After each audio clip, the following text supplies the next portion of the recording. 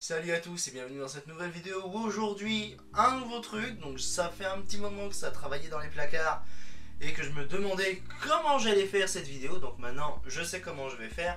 Donc on va déjà attaquer cette première vidéo pilote parce que je sais pas encore comment je vais organiser tout ça. Mais aujourd'hui dans cette vidéo, comme vous l'avez vu dans le titre, on va assembler un PC avec uniquement du matériel de récup. Alors, soit dit en passant, dans cette vidéo on va pas passer sur du matériel de récup full récup. Donc je vais vous expliquer pourquoi, parce que j'ai que cette carte mère à l'heure actuelle, qui est une carte mère Gigabyte que nous avons déjà vue sur de vieilles vidéos, donc je ne sais plus lesquelles c'est.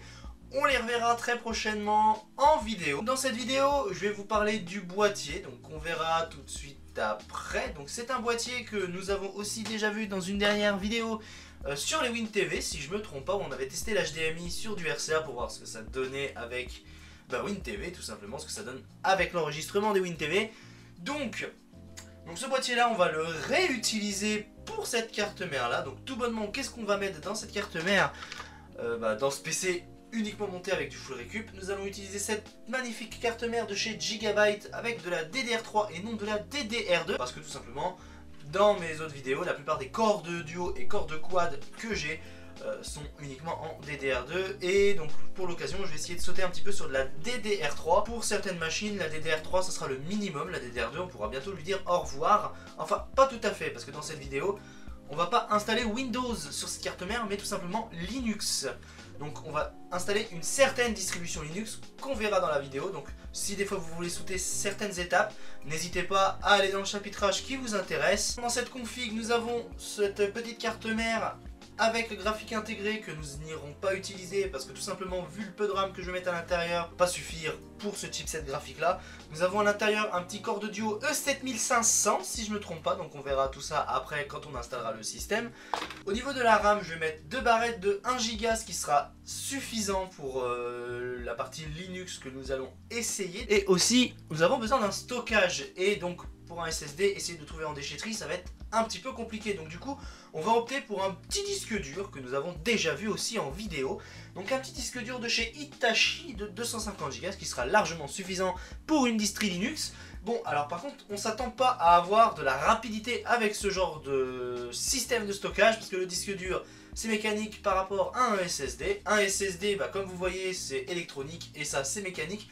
Je parle d'un point de vue pour certaines personnes qui auront un petit peu du mal avec la différence entre les deux, parce que oui, il y a des gens qui ont du mal, et c'est tout à fait normal, parce que c'est pas leur expertise. Donc un SSD qui peut se négocier pas trop cher, donc celui-là c'est un Kodak, ça va faire 2-3 ans que je l'ai, il fonctionne encore parfaitement bien. Bon, par contre, ne foncez pas tête baissée sur les gros stockages. Donc avant que le chat vienne me déranger, optez pour un petit SSD de petite capacité quand vous l'achetez moins cher, juste pour votre système d'exploitation, comme ça, si il vient à cramer, toutes vos données restent intactes dans ce genre de disque dur. Par contre, ne pas écarter qu'un disque dur comme ça peut aussi lâcher à tout moment.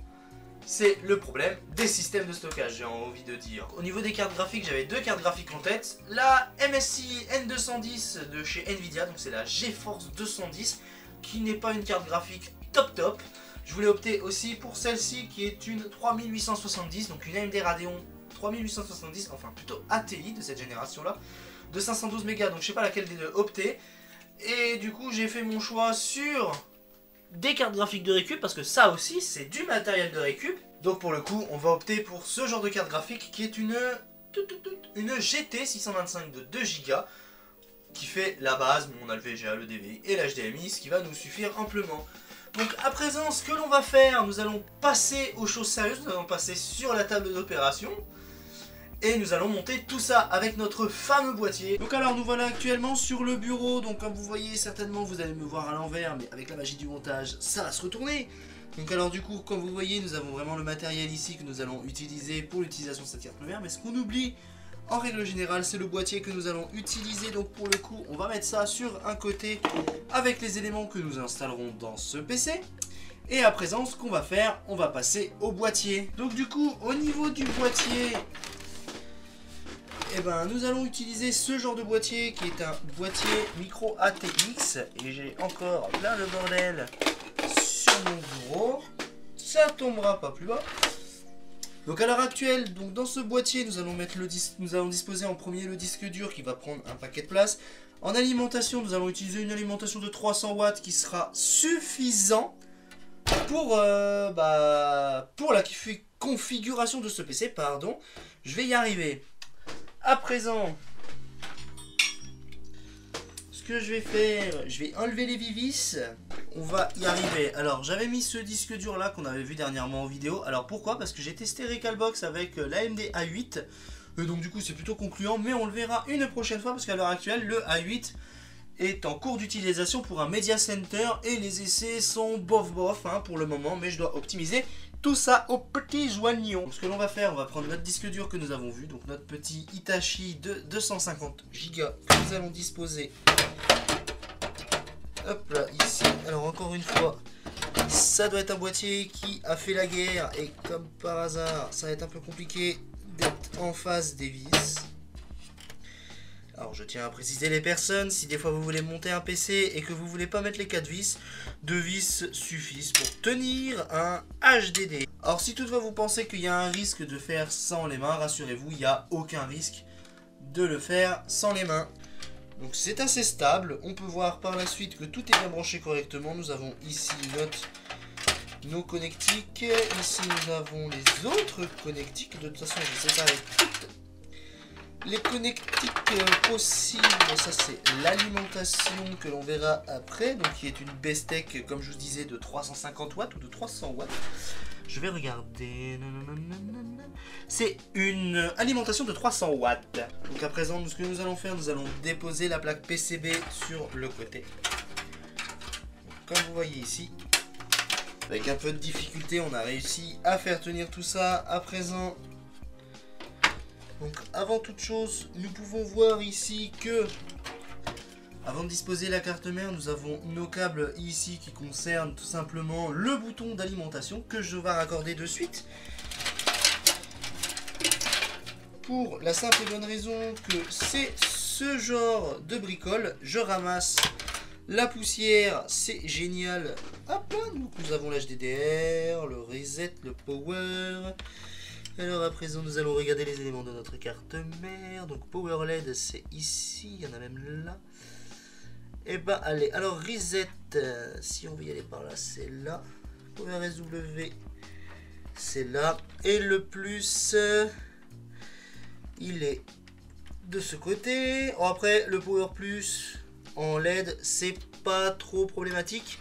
Mais sur certaines cartes mères, je tiens à le signaler, sur certaines cartes mères, ça va toucher au signal lumineux. Donc, une fois qu'on a raccordé tout ça, on va raccorder le HDD LED. Alors encore une fois, c'est un montage en temps réel que je fais. Je vais juste couper les moments où je dois chercher des outillages ou des vis. Parce que comme par hasard, quand je fais une vidéo, il n'y a jamais ce qu'il faut. Donc voilà, donc ici nous avons le port audio et le port USB. Il est où? Je voudrais l'USB, s'il te plaît, l'USB. Que voilà. Et bien évidemment, on va disposer la carte mère avant de faire quoi que ce soit, hop, comme ceci, et nous allons utiliser l'audio par là. Donc une carte mère HD audio, une petite carte mère HD audio, tout ce qu'il y a de plus simple. À présent, ce qu'on va faire avant de lui raccorder les câbles et tout simplement le restant, nous allons attaquer tout ce qui est visserie. Donc je vais visser la carte mère. Le processeur a déjà la pâte thermique qu'il faut puisque je l'ai démonté dernièrement. On va regarder tout ça. Donc j'ai enfin trouvé le type de vis, à voir si j'ai ce qu'il faut dans ma boîte à vis. Donc une boîte de vis comme ceci. Regardez, donc j'ai une vieille clé USB qui doit servir à réparer du coup parce que j'ai des petites soudures à faire. Mais il me manque des éléments, donc je vais regarder un petit peu ce que j'ai à l'intérieur, ce qui pourrait remplacer. Si vous me voyez voir mettre des choses, ça sera mis en place. Donc voilà, donc ce que je vais faire, je vais tourner un petit peu le PC pour qu'on puisse voir un petit peu l'étendue de la carte mère, tout simplement. Donc j'ai pas réussi à remettre la main sur le tournevis, c'est pas vraiment des choses qui sont à faire, mais vous pouvez le faire avec une genre de visseuse.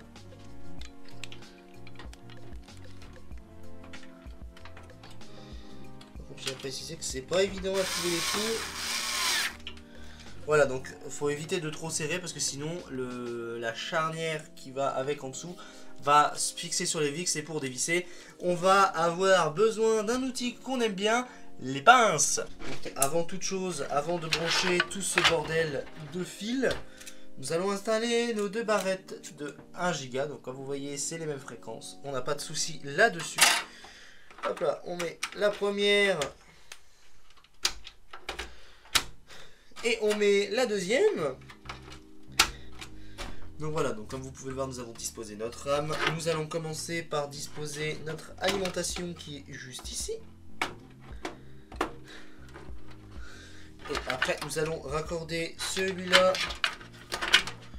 sur sa petite prise fétiche, donc, qui est ici.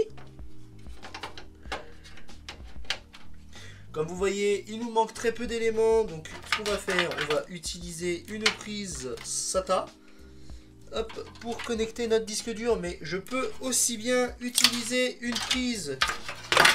C'est pour ça que j'ai pris ce disque dur, c'est que si vous avez que des prises comme ça, avoir un genre de disque dur SATA où vous avez la prise Molex que l'on voit ici, ça peut aider. Alors pourquoi on dit prise Molex?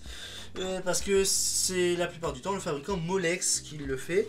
Et puis j'ai envie de vous dire, c'est un port PIN d'alimentation à 4 fiches. Pas comme l'émission. Donc je viens de me rendre compte que j'ai pas de câble SATA, il faut que je regarde dans mes tiroirs. En fait, comme un con, il y en avait un sous mes yeux, donc ça a été un peu compliqué à le trouver. Donc le voilà, notre petit câble SATA que nous allons raccorder au SATA 1, SATA 1, SATA 2. On va le raccorder à SATA 0. Donc je disais aussi dans la vidéo que normalement j'étais censé mettre dans la vidéo un lecteur CD, mais du coup pour la configuration qu'on va faire, si vous n'êtes pas adepte du lecteur CD, un lecteur CD sera totalement inutile. Donc toutefois il y a un lecteur CD dans cette machine là, et celui-là ne servira à rien, il servira juste de bouche-trou. Donc ce que l'on va faire à présent, donc on va juste effectuer un premier test de démarrage.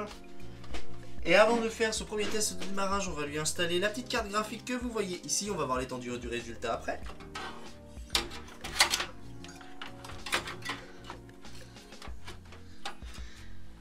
Donc j'ai récupéré ma petite vis qui tenait pas et on va la fixer vers la carte graphique.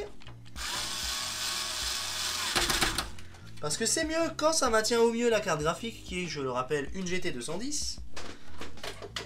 À présent, ce que l'on va faire, on va se retrouver sur le bureau pour voir le raccordement de la machine et ainsi tester une distribution Linux. Donc comme vous pouvez le voir, j'ai tout raccordé. Donc j'ai juste raccordé le VGA et le câble. Donc ce que je vais faire, je vais démarrer et tout se verra sur cet écran. En éteignant la lumière et en levant un peu, ça ira peut-être mieux. La machine elle démarre, tranquillou.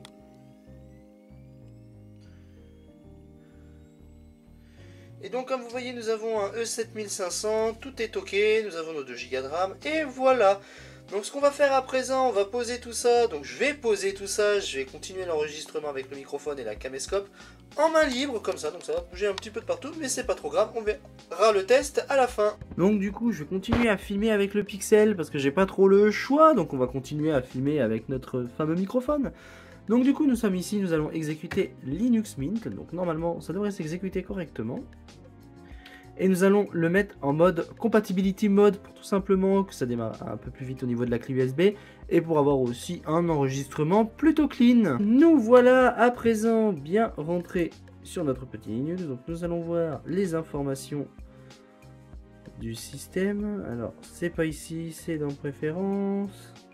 C'est bien, c'est que j'utilise Linux Mint, mais j'ai toujours pas l'habitude. Donc comme on voit, nous sommes sur Cinnamon.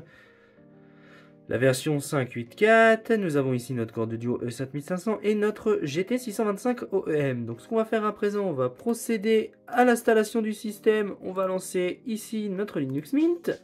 Donc alors j'ai changé le thème pour que ça fasse moins ressources pour l'installation. Donc nous voilà après procéder à l'installation de la vidéo. Nous allons sélectionner français parce qu'on parle français. Après donc pareil, donc là c'est déjà réglé, donc comme vous voyez on va regarder avec notre clavier Dell s'il prend bien le truc. Voilà, donc ce que j'ai connecté c'est un clavier Dell en PS2, donc un vieux Dell comme celui-ci, hop là, on va faire continuer. On dirait pas comme ça, mais ça charge assez lentement. Enfin, on croit que ça charge assez lentement, mais c'est l'installation qui prend plutôt du temps. Donc là, on va mettre installer les codecs multimédia et on va faire continuer. Donc, comme vous voyez ici, il va te dire si je veux l'installer sur l'autre version que j'avais installée qui est cassée. On va mettre effacer le disque et installer Linux Mint. On va faire installer maintenant. Là, il va nous mettre nos petits messages d'info pour dire que si on continue, tout sera supprimé du disque, qui va refaire des partitions et tout ça. Donc, on va faire continuer parce qu'il n'y a pas de données sensibles dans ce disque dur là. C'est pour ça que je l'ai choisi. On va continuer ici. Continuer. Donc là, on va renseigner les paramètres de l'ordinateur. Comme vous voyez, au niveau des informations, donc j'ai mis comme quoi c'était un PC de récup. Et derrière, j'ai mis comme mot de passe, j'ai mis le 4.0. Alors pourquoi le 4.0? C'est parce que moi, un mot de passe, ça ne me sert à rien dans ma machine puisque je suis le seul à l'utiliser. Mais bon, pour le coup, on va faire continuer. Et comme vous voyez, il va commencer à faire l'installation. On va le laisser s'installer tranquillement. Donc à présent, l'installation est terminée. Ce qu'on va faire, on va redémarrer maintenant le système. Donc un truc que je vais vous faire voir quand vous êtes en mode compatibilité sur le système. Il va vous afficher plein de lignes de code, donc je vais laisser le faire en temps réel parce que c'est mieux d'un côté. Donc là, il est en train de gratter un maximum le disque dur pour voir si toutes les données sont bien installées dessus. Donc voilà, donc ça a bugué, c'est pas trop grave. Ça va redémarrer tranquillou. Ouais, voilà, donc normalement ça met des lignes de code. Et avant de retirer la clé USB, ce que vous devez faire, c'est appuyer sur entrée dès que ça affiche et de retirer la clé USB. Alors avant d'appuyer sur entrée, vous devez retirer la clé USB et après appuyer sur entrée, ça le redémarrera automatiquement. À présent, on va retourner sur la caméra vidéo et on va tester la machine en temps réel. Donc là, logiquement, j'ai démarré l'enregistrement, on devrait m'entendre correctement. Donc là, aujourd'hui, comme vous voyez, on est sur OBS. Donc j'ai pas activé l'aperçu pour tout simplement pas trop pomper mon processeur parce que comme on voit, l'enregistrement fait déjà 22 en termes de CPU. Pour voir un petit peu la configuration que l'on a ici, nous avons bien notre E7500 qui est ici, nos 2 Go de RAM qui sont ici qui fait 1,9 parce qu'il y en a encore une partie pour le graphique intégré, donc voilà tout. Notre Nvidia GeForce GT 625, le pilote est installé, je vais vous faire voir ça en allant dans préférences. Et si je me trompe pas, pilote, donc c'est dans voilà, gestionnaire de pilote, c'est dans administration. Ça, on peut le couper, ça ne sert plus à rien. Comme vous pouvez le voir, nous avons notre petit driver pour notre GeForce 625. On va faire la GT 625 quoi. Donc pour le coup, on va pas utiliser du gaming dans cette vidéo, on va surtout utiliser la base du truc. Donc nous sommes sur un PC tout à fait basique. Et le but de cette vidéo, c'est de faire un PC de bureau. Bon, je sais pas si vous entendez gratter le disque dur. Donc c'est notre fameux petit disque dur Hitachi.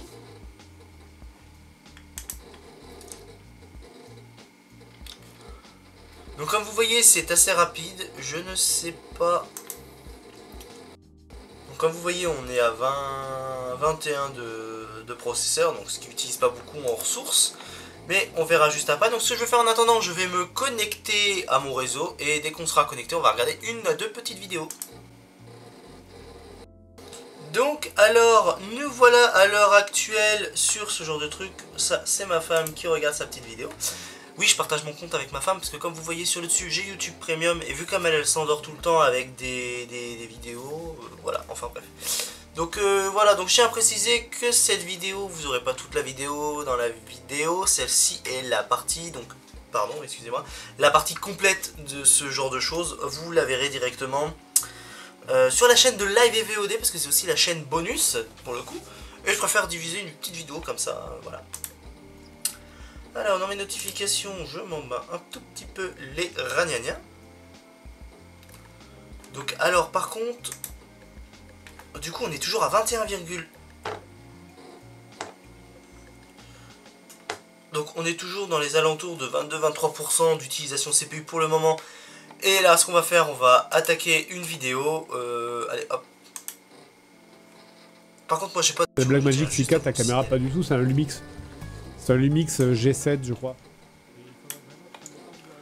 Voilà, et en plus on voit que ça charge au fond et on voit que le processeur monte pas trop grand, donc ça va. Donc moi je vois que d'un côté ça passe bien. Et est-ce que le 60 fps augmente le processeur? Non, on est encore à 22, 24%. On va aller dans ressources. Donc on peut voir qu'ici, le premier processeur est utilisé, en fait c'est tout utilisé à 100% en fait. Là la mémoire elle est presque saturée, mais bon, c'est assez étonnant que ça marche plutôt bien quoi. Bon, le processeur est sollicité à 100%, mais les corps de duo sont quand même des processeurs très utilisables et utilisés aussi. Donc, ce que je vais faire un test hors cam pour voir ce que ça donne. Je vais vous donner mon ressenti à la fin et puis on se retrouve tout de suite après pour la conclusion du coup. Bon allez, avant la conclusion, une petite goutte de café. Donc voilà pour la conclusion, le PC et test, ça s'est très bien passé. On sent que je suis fatigué, donc en même temps je tourne ça assez tard. J'ai pas eu le temps la semaine de faire une vidéo et c'est ce que j'aurais peut-être dû faire. Parce que tout simplement je commence à retourner dans des délires un peu bizarres de la sieste. Et ça me gonfle très littéralement alors que j'étais assez productif passé une période et que ça allait très bien au niveau du sommeil pour moi, mais depuis que je fais des grosses siestes, je passe très mal mes nuits, et donc c'est normal que vous voyez mes yeux à moitié explosés. Et donc là, je vais passer un gros dodo ce week-end, je vais bien me reposer, et il y aura des surprises dans les prochaines vidéos. Donc notamment, il y aura 2 semaines sans vidéo, je m'en excuse, enfin 2 semaines sans vidéo, 1 semaine sans vidéo, mais pas totalement. Donc je vous invite à me suivre sur TikTok pour la simple et bonne raison que je publierai mes vacances sur ce réseau là pour vous faire découvrir des petits paysages, pourquoi pas. C'est aussi un petit peu je vais pas uniquement tout le temps vous partager de l'informatique. Bon bref, passons littéralement à la conclusion pour pas vous bassiner avec mes histoires et un petit peu mon 3615 ma vie. Mais tout simplement le PC qu'on a monté c'est plutôt pas mal si on veut se monter une petite config uniquement bureautique, et surtout si c'est pour étudier, uniquement pour les études, ça va très bien.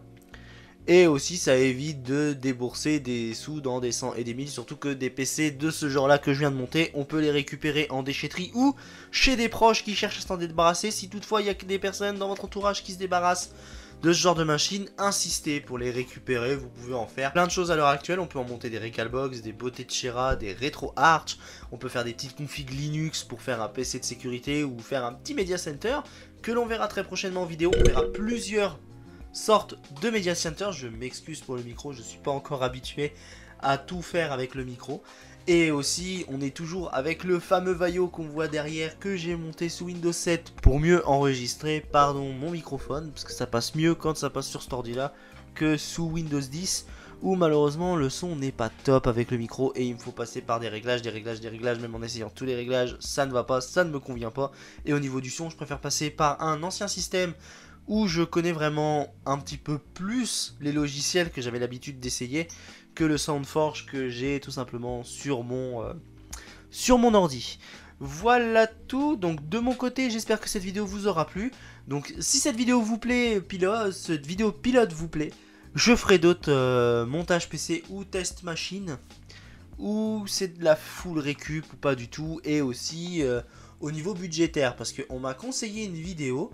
Elle se fera, pas tout de suite, mais elle se fera au courant de l'année, je suis pas sûr quand. Mais je vous retiendrai au jus.